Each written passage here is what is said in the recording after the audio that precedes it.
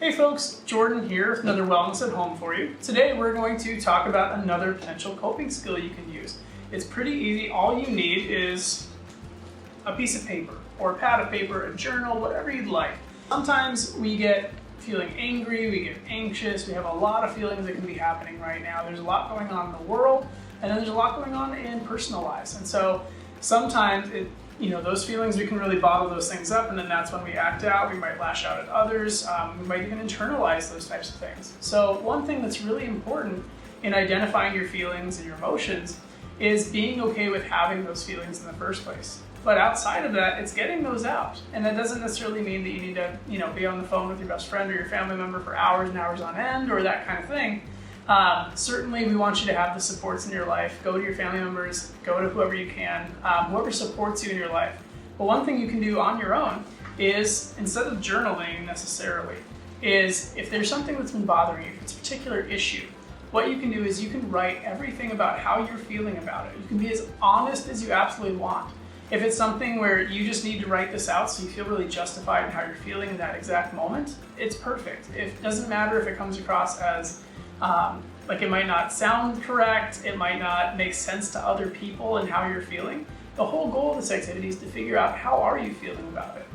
So this is a chance for you to write confidentially to yourself, not necessarily a letter to yourself, but just to write it all out. So if you have a problem that you're coming through in your life, write. It doesn't matter how long it is, it can be pages, it can be a paragraph, it can be a couple of sentences. Just get it out so that you know that it's out there.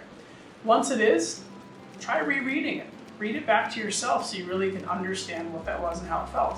If it still didn't feel right, write it again. So I wrote down a few things that had been kind of on my mind and had been bothering me. These weren't things that were really, kind of throwing my day off or anything like that, but they've just been sitting in the back of my mind, and those things tend to build up. And so in recognizing that, I'm instead going to write them down. I'm going to put them on paper and then read them back to myself. Now, the one criteria for doing this is you don't have to have good handwriting. You just have to have good handwriting for you. As long as you can read it, you can write in a secret code, you can do whatever you'd like. But essentially, what you're going to do then is you're going to read it back to yourself. And I have the worst handwriting in the world, so good luck. But I'm going to read that back to myself. And then once I'm done with that, again, this is completely a you activity.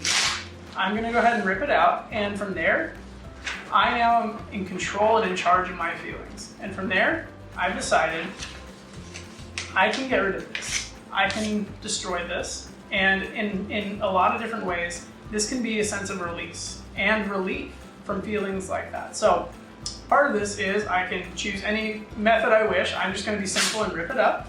If you have a shredder, if you have anything like that available to you, if you want to do scissors, I would say be very careful burning it, or even just putting it, generally outside. It'll burn if it touches the Arizona pavement.